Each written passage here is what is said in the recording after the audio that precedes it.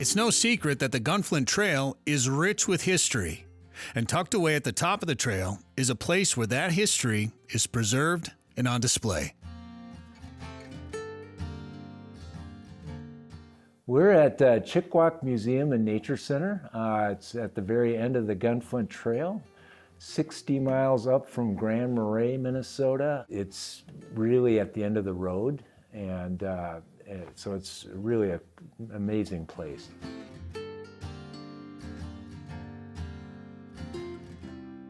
I tell people you could actually spend several days just at the museum. There's so much information and videos to see, and a collection of, again, artifacts going back 10,000 years. So it's a lot to see and do.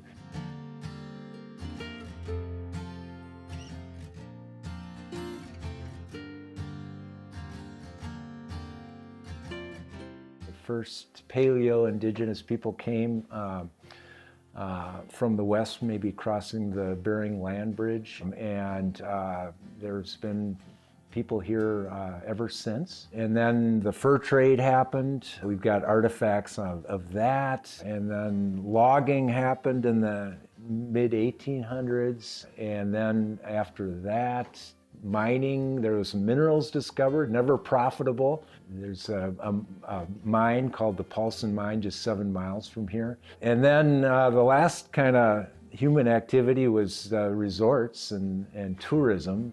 A lot of history, and we've collected a lot of that history.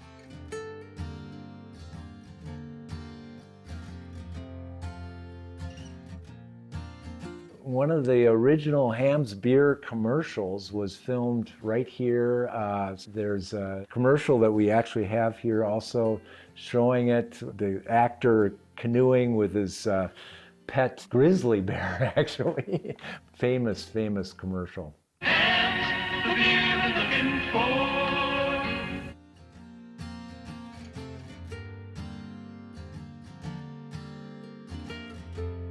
We have a replica cabin from 1950, an American plan cabin, which means you took your meals in the main lodge.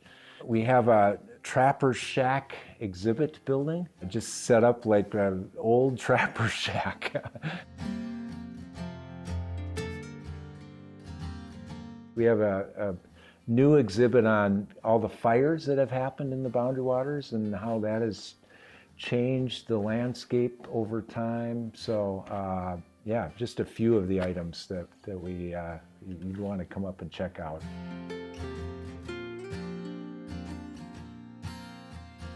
All right, so one of the things you can do here is really learn what life was like back in the day, maybe as in the time of the voyagers and the French fur traders, and this allows you to try to see if you're as strong as a voyager by lifting the equivalent to what their packs are. And you can do two different weights here, and the bottom one is the equivalent of 1 pack, but normally they'd lift carry 2 packs, Portage 2 packs.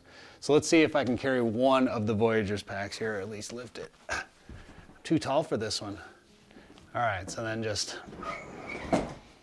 strong. I think I might have broke it.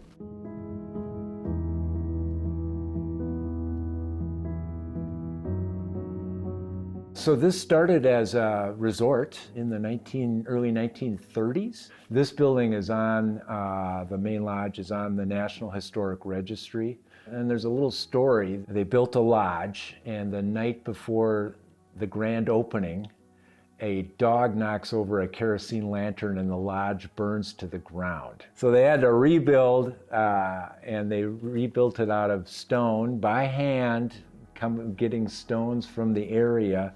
And then we're able to open, I think the first year of operation of this was in 1934. Primarily catered to people that like to come up and fish, and operated as a resort till the late 1970s. And after that, the Forest Service purchased the resort. In the early 2000s, the Gunflint Trail Historical Society said, wouldn't it be great to have a museum and nature center that, we can showcase this amazing area. And so they approached the Forest Service. At that time, there was just this current building we're in, which is the main lodge of the resort. It was just being used for storage and other things. And so the board of trustees actually approached the Forest Service saying, could we put a museum in there? And then quickly they said, we want to be more than just a museum. And so the concept of having also a nature center took root. The Nature Center focuses on the natural history of the Gunflint Trail. So we've got information on, we've got kind of different stations around the whole place. So there's a section focused on plants, insects, birds, weather. So we've got mammals, and then fish and water. So kind of divided up into little sections, but truly there's information in here about lots of different things. Geology of the region. Natural history is the theme, but there's a lot more to it than just that, I guess. We do have some more hands-on things, and those are geared more towards children, but honestly, adults will do them too and enjoy it. So we oftentimes have crafts. We have maybe a coloring page to do. You can touch the pelts. You can also use our microscopes. The microscopes are a big hit, so there's a lot of different things like moss, lichens, little bugs like a dragonfly you can look at under the microscope.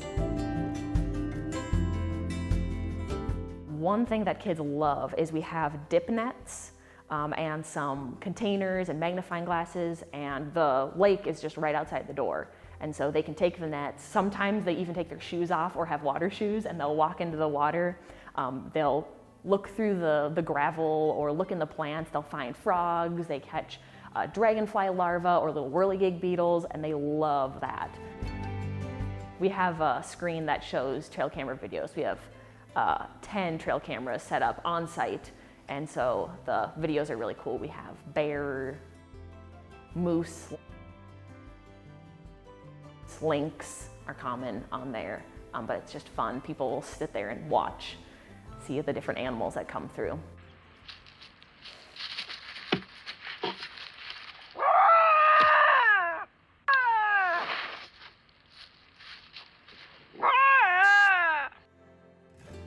So a lot of people come in the Nature Center because they hear about the state record walleye, and they're looking around the walls like, oh, where's the walleye? Where's the walleye? And I'm like, well, I have the splake. It's no longer the state record. It was the state record splake. No one really cares about the splake as much as they care about the walleye. So then I tell them to go to the watercraft building and see the walleye.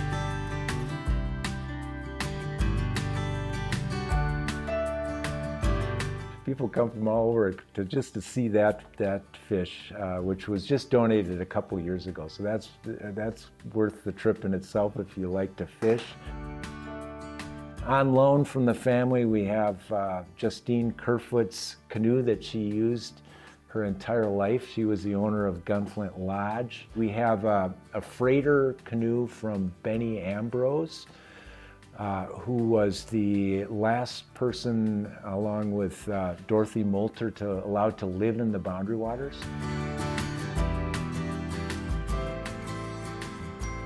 And then we have a collection of motors there, one of which was owned by Hubert Humphrey, Vice President of the United States. So it was his personal motor that he used coming up here.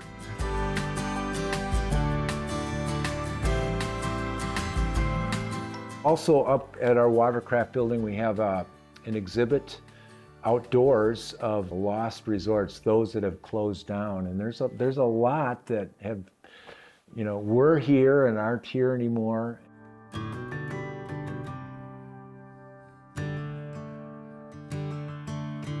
We also have 5 or 6 miles of hiking trails, which has a vista of 360 degrees around the area. You can see into Canada, you can see surrounding lakes. So that hiking is another attraction that people come sometimes just to hike. We're also kind of known as a dark sky headquarters of the Gunflint Trail. And so we have a camera on top of the museum that takes time-lapse photography every night, checking out for northern lights and all that good stuff at night.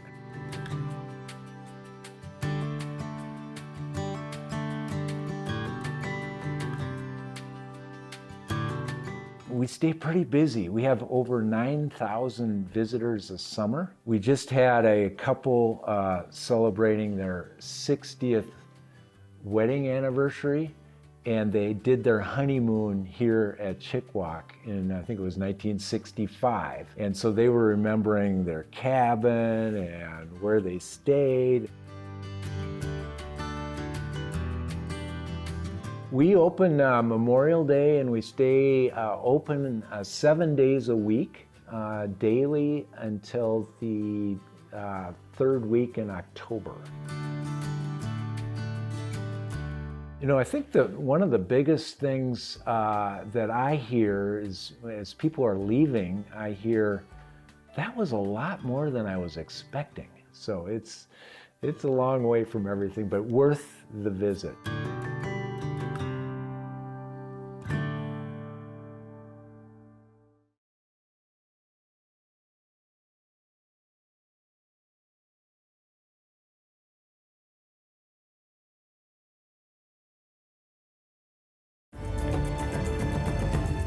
Hey, it's Bret Amundson here, host of Prairie Sportsman, where we celebrate Minnesota's outdoor opportunities and highlight the work that goes in to create those opportunities for you.